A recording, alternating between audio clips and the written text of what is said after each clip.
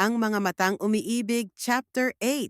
Sabado ng hapon, tahimik ang opisina maliban sa ilang department heads na kailangang maghabol ng deadlines. Isa na roon si Kara, na piniling magtrabaho kaysa manatili sa kondo at maglunod sa alaala ni Elena. Pero ang hindi niya alam, sa kabilang dulo ng opisina, naroon rin si Elena. Isang di planadong pagkikita, nagkataong parehong nauhaw, parehong nagpunta sa pantry, at gaya ng dati, tahimik ang unang ilang segundo. Akala ko wala ka ngayong weekend, bungad ni Elena habang pinupuno ang tumbler ng tubig. Hindi rin ako makatulog sa bahay, sagot ni Kara. Ikaw? Ganon din. Tahimik ulit, ngunit ngayon, hindi na iyon tulad ng mga nakaraang katahimikan.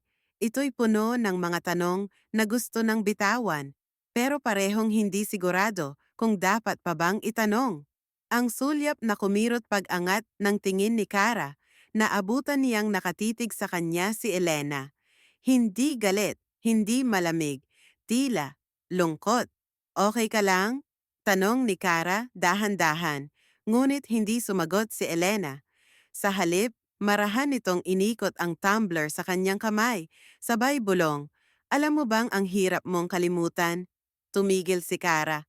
Ha? Tumingin sa kanya si Elena. Diretso, walang pader, wala ng proteksyon. Hindi kita kayang tingnan ng matagal, Kara. Dahil sa bawat sulyap ko, sumasakit lahat ng iniwan mong alaala. Dahan-dahang lumapit si Kara. Hindi na niya kaya ang distansya. Hindi na siya nakontento sa mga sulyap at bulong. Elena, bigla ang pagpasok ni Lucas. Sorry, may tao pala.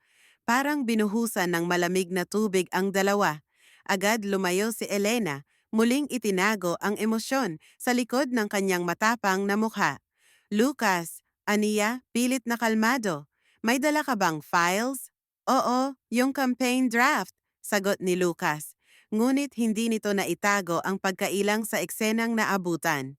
Bumaling ito kay Kara. Ayos ka lang? Tumango si Kara, pero halata sa mga mata niya ang pagkabitin. Parang sinilaban, pero pinatay agad bago pa man tuluyang masunog. Pagkaalis ni Kara, lumabas si Kara ng pantry na hindi na lumingon. Pero sa bawat hakbang, parang unti-unti siyang nawawalan ng lakas. Sa isang iglap lang, nawala ang init. At nang makabalik siya sa mesa niya, doon siya napaiyak, tahimik, durog at bitin. Samantala, sa pantry tahimik na naupo si Elena sa sulok ng pantry, hindi umiimik. Lumalalim na naman, di ba? Tanong ni Lucas, marahan. Wala na dapat, Lucas, sagot ni Elena, halos pabulong. Pero nandyan pa rin, sagot ni Lucas, sabay tingin sa pintuan kung saan dumaan si Kara. Kahit anong itulak mo, bumabalik pa rin. Elena pumikit, mahigpit, parang pinipilit tanggalin ang damdaming pilit kumakapit. At sa sulyap na iyon, parehong nadurog ang puso nila. Sa gitna ng hindi nasabing, mahal pa rin kita.